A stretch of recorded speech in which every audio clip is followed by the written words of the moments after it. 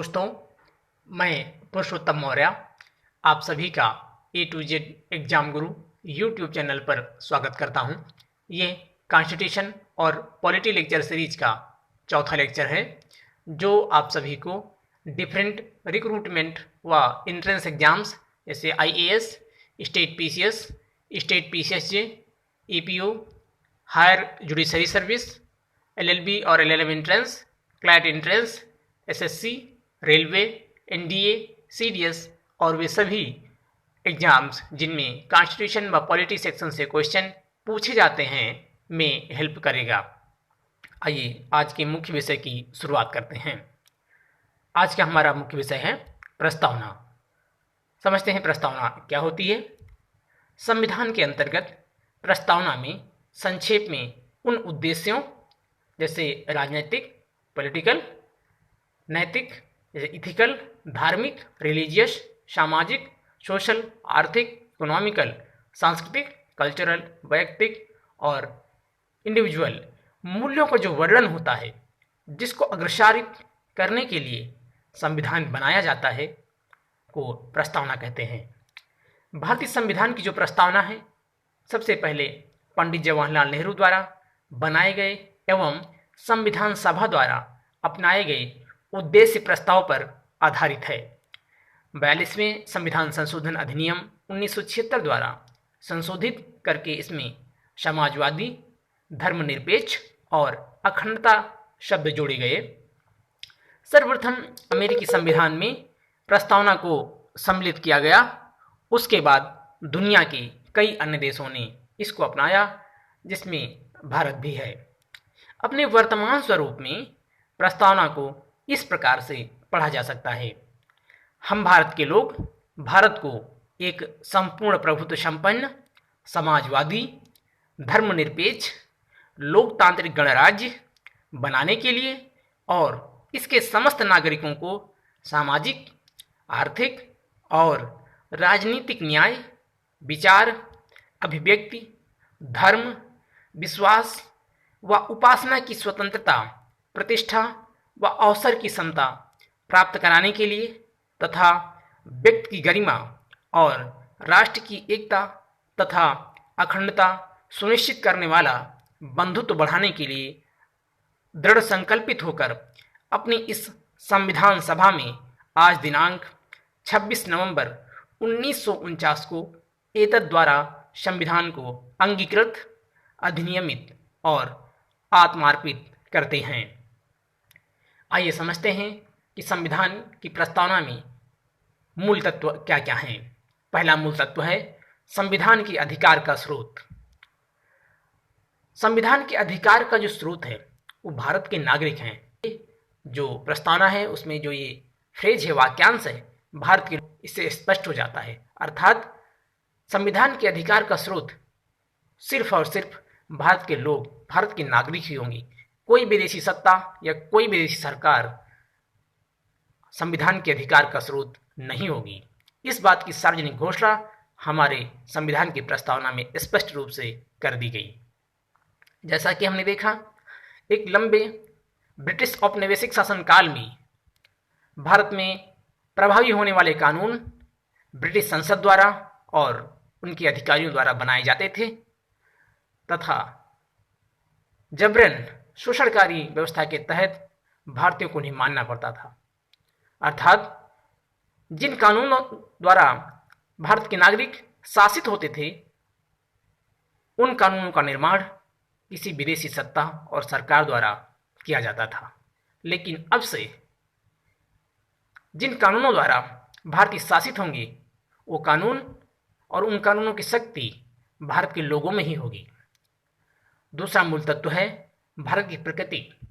भारत अपनी प्रकृति में एक संपूर्ण प्रभुत्व संपन्न, समाजवादी, धर्मनिरपेक्ष, लोकतांत्रिक व गणतांत्रिक राज्य व्यवस्था वाला देश होगा। जो तीसरा संविधान का मूल तत्व है वह है संविधान के उद्देश्य। इसके अनुसार न्याय, जस्टिस, स्वतंत्रता, लिबर्टी, समता, इक्वालिटी व बंधुत्व, फ्रैटर्निटी, संविधान की घोषित उद्देश्य हैं। जो चौथा मूल तत्व है, संविधान लागू होने की तिथि 26 नवंबर 1949। आइए संविधान में उल्लिखित मुख्य शब्दों के अर्थ समझ लेते हैं। पहला मुख्य शब्द है संप्रभुता, सॉवरेटी। इसका तात्पर्य यह है कि इसके ऊपर कोई अन्य शक्ति नहीं है और यह अपने आंतरिक व बाह्य मामलों में पूर्ण रूप से स्वतंत्र है। जैसा कि हमने देखा, ब्रिटिश औपनिवेशिक शासन काल में जब द्वितीय विश्व युद्ध चल रहा था तो ब्रिटेन ने बगैर भारत की सहमति लिए हुए भारत को युद्धरत राष्ट्र घोषित कर दिया, क्योंकि हम उस समय संप्रभु नहीं थे। भारत पर ब्रिटिश शासन था और भारत की बिहाफ पर सारे निर्णय वही लेते थे। लेकिन अब से इस बात की घोषणा की गई कि भारत अपने सभी आंतरिक व बाह्य मामलों में, विदेश नीति के मामलों में वो पूर्ण रूप से स्वतंत्र होगा और अपनी प्राथमिकता और हितों के आधार पर निर्णय लेगा। वो किस संस्था का सदस्य रहेगा, किस संस्था का सदस्य नहीं रहेगा, किस देश से उसके संबंध होंगे, किस देश से संबंध नहीं होंगे, आदि आदि सभी निर्णय भारत अपनी प्राथमिकता और हितों के आधार पर लेगा। जो दूसरा मुख्य शब्द है समाजवादी, इंग्लिश में इसको सोशलिस्ट भी कहते हैं, सोशलिज्म भी कहते हैं। यह मुख्यतः दो प्रकार का होता है, एक साम्यवादी समाजवाद, दूसरा लोकतांत्रिक समाजवाद। साम्यवादी समाजवाद में उत्पादन और वितरण के सभी साधनों पर सरकार का नियंत्रण होता है, लेकिन जो लोकतांत्रिक समाजवाद होता है उसमें सार्वजनिक क्षेत्र व निजी क्षेत्र दोनों साथ साथ मौजूद होते हैं। भारतीय शासन प्रणाली में लोकतांत्रिक समाजवाद को अपनाया गया है, जहां पर मिश्रित अर्थव्यवस्था, मिक्स्ड इकोनॉमी के तहत पब्लिक सेक्टर और प्राइवेट सेक्टर देश के विकास के लिए साथ साथ कार्य करते हैं। जो तीसरा मुख्य शब्द है वह है धर्मनिरपेक्ष, इंग्लिश में इसको सेक्युलर भी कहते हैं। इसका यह तात्पर्य है कि देश की सरकार, देश की सत्ता सभी धर्मों के प्रति, चाहे वो हिंदू धर्म हो, मुस्लिम धर्म हो, सिख धर्म हो, ईसाई धर्म हो, पारसी धर्म हो, सभी धर्मों के साथ एक समान व्यवहार करेगी। सरकार से इन सभी को समान समर्थन प्राप्त होगा। किसी भी एक धर्म के लिए कोई विशेष नीति नहीं लाई जाएगी, किसी विशेष नीति का पालन नहीं किया जाएगा। चौथा मुख्य शब्द है लोकतांत्रिक या डेमोक्रेटिक। इसका यह तात्पर्य है कि जो सर्वोच्च शक्ति होगी, सुप्रीम पावर होगी, वो देश के नागरिकों अर्थात जनता के हाथों में होगी। अर्थात जो भारत का प्रमुख होगा, सत्ता का प्रमुख होगा, उसको भारत के लोगों द्वारा चुना जाएगा। अर्थात कोई वंशानुगत शासन प्रणाली जैसी व्यवस्था नहीं होगी। अगला मुख्य शब्द है गणतंत्र। इसका अर्थ है भारत के प्रमुख का चुनाव के जरिए रिपब्लिक सत्ता में आएगा, न कि वंशानुगत। तो इस प्रकार से जो हमने गणतंत्र शब्द है उसके मुख्य अर्थ को समझा। अगला शब्द है न्याय। न्याय का हमारे संविधान में 3 तरह के न्याय बताए गए हैं। सबसे पहला है सामाजिक न्याय, जिसमें कहा गया है कि जाति, रंग, धर्म, लिंग के आधार पर बिना भेदभाव के सभी के साथ एक समान व्यवहार किया जाएगा। जो दूसरे प्रकार का न्याय बताया गया है उसको आर्थिक न्याय कहा गया है, अर्थात आर्थिक कारणों के आधार पर किसी भी व्यक्ति से किसी भी प्रकार का भेदभाव नहीं किया जाएगा। अर्थात जो सार्वजनिक सेवाएं हैं उसमें उसकी आर्थिक क्षमता के हिसाब से किसी प्रकार का कोई भेदभाव नहीं होगा कि वो कितना अमीर है, कितना गरीब है, बल्कि उसको अपने विकास के समान अवसर प्रदान किए जाएंगे। तीसरे प्रकार का न्याय राजनीतिक न्याय प्रदान किया गया। इसका यह तात्पर्य है कि देश के सभी नागरिकों को जो राजनीतिक प्रणाली है उसमें शामिल होने के समान अधिकार हैं। जैसे यूनिवर्सल एडल्ट फ्रेंचाइज अर्थात देश के 18 साल से ऊपर के सभी व्यक्ति जिनको वोट डालने का अधिकार है और सभी के वोट की वैल्यू बराबर है, चाहे कोई गरीब हो चाहे कोई अमीर हो, उससे उनके वोट की वैल्यू पर, मत के मूल्य पर कोई प्रभाव नहीं पड़ेगा। उसी प्रकार से कोई भी व्यक्ति जो भारत का नागरिक है और सेवा शर्तों को पूरा करता है वो भारत में चुनाव लड़ सकता है। आइए हम अगले कुछ तथ्यों को समझते हैं। अगला शब्द है स्वतंत्रता, लिबर्टी। यहाँ पर हमें दो शब्द स्पष्ट होने चाहिए, स्वतंत्रता और स्वच्छंदता। हमें याद रखना है कि भारतीय संविधान की प्रस्तावना नहीं, अवसर प्रदान करना एक स्वतंत्रता है, लेकिन ये स्वतंत्रता सशर्त है, शर्त रहित नहीं, अर्थात स्वच्छंदता नहीं।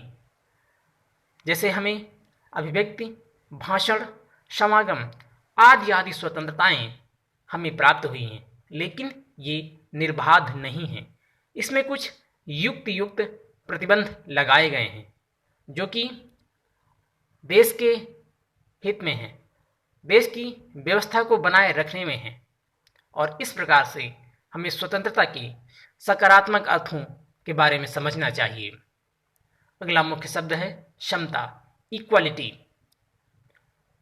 समाज के किसी भी वर्ग के लिए विशेषाधिकार अर्थात प्रिविलेज की अनुपस्थिति अर्थात हर व्यक्ति को समान अवसर प्रदान करने की जो भावना है वही समता का मूल है। अर्थात भारत के सभी नागरिकों को बगैर किसी भेदभाव के, बगैर किसी विशेषाधिकार के एक समान अवसर प्रदान किए जाएंगे।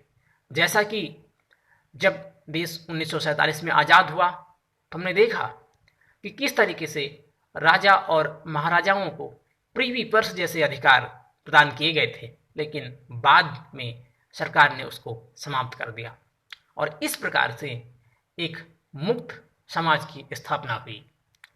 अगला मुख्य शब्द है बंधुत्व अर्थात फ्रेटर्निटी।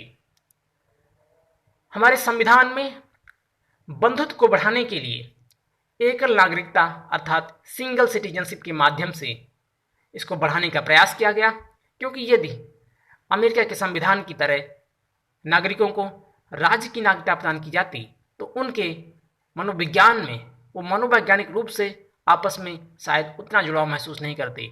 उनमें क्षेत्रवाद की भावना, राज्यवाद की भावना इस प्रकार बलवती हो जाती और वो सोचते कि मैं इस राज्य का हूँ, मैं इस क्षेत्र का हूँ, और चूँकि एकल नागरिकता का प्रावधान है तो उनके मन में ये भाव रहता है कि मैं इस देश का नागरिक हूँ और देश के नागरिक होने के नाते देश के विकास के लिए, देश के आत्मसम्मान के लिए और देश की भक्ति के लिए, राष्ट्र की भक्ति के लिए वो अपने सर्वोच्च बलिदान के लिए भी तैयार रहते हैं। आइए समझते हैं कि क्या प्रस्तावना संविधान का भाग है या नहीं। सबसे पहले 1960 में बेरुवाड़ी बनाम भारत संघ के मामले में माननीय उच्चतम न्यायालय ने यह निर्णय दिया कि जो प्रस्तावना है वो संविधान का भाग नहीं है। 24 अप्रैल 1973 को ऐतिहासिक केशवानंदा भारती बनाम भारत संघ के मामले में माननीय उच्चतम न्यायालय ने अपने निर्णय में कहा कि प्रस्तावना संविधान का भाग है, और अपने इस निर्णय को दोहराते हुए 1995 में LIC मामले में भी माननीय उच्चतम न्यायालय ने यही कहा।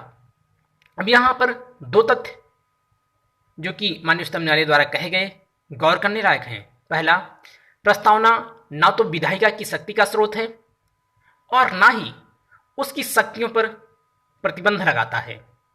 दूसरा, ये गैर न्यायिक हैं, नॉन जुडिशियल हैं, अर्थात इसकी व्यवस्थाओं को न्यायालय में चुनौती नहीं दी जा सकती है। अब आइए समझते हैं कि क्या प्रस्तावना में संशोधन किया जा सकता है। जैसा कि हम जानते हैं, भारतीय संविधान के अनुच्छेद 368 के तहत शक्तियों का प्रयोग करके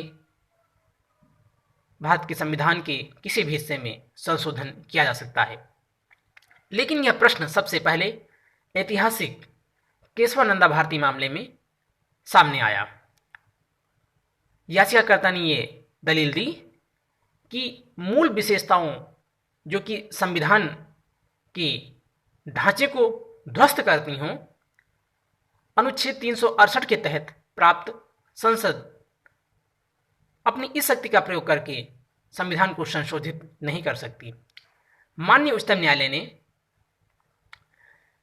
बेरुबाड़ी बनाम भारत संघ के इस मामले में 1960 के इस मामले में अपने फैसले को बरकरार रखते हुए ये कहा कि उन मूल विशेषताओं को जो कि संविधान की एक मौलिक संरचना का निर्माण करती हैं, उसको छोड़कर संसद प्रस्तावना में भी संशोधन कर सकती है। और इसके तहत माननीय उच्चतम न्यायालय ने संविधान के 42वें संशोधन के तहत जोड़े गए 3 शब्द समाजवादी, धर्मनिरपेक्ष, अखंडता को वैध ठहराया। दोस्तों, मैं आज अपनी बात यहीं पर समाप्त करता हूं और आपसे कहना चाहूँगा कि यदि ये वीडियो लेक्चर आपको अच्छा लगा हो तो प्लीज़ वीडियो को लाइक करें, अपने दोस्तों में ज़्यादा से ज़्यादा शेयर करें। वीडियो के बारे में अपने सुझाव कमेंट्स व ईमेल लिखकर हमें बताएं। साथ ही चैनल को सब्सक्राइब करके बेल आइकन को प्रेस करें, जिससे लेक्चर्स के लेटेस्ट नोटिफिकेशन आपको मिल सकें और डिफरेंट कोर्सेज व स्टडी मटेरियल की और जानकारी के लिए हमारे व्हाट्सएप नंबर 7755076550 से जुड़े व इंस्टाग्राम, टेलीग्राम, फेसबुक, ट्विटर आदि पर हमें फॉलो करें। ये सभी स्टडी मटेरियल और कंटेंट फ्री ऑफ कॉस्ट है। मैं आपसे कहना चाहूँगा कि आप इसको ज़रूर फॉलो करें, ये आपकी एग्ज़ाम में तैयारी में बहुत हेल्पफुल रहेगा। दोस्तों, ये वीडियो देखने के लिए आपका बहुत बहुत धन्यवाद।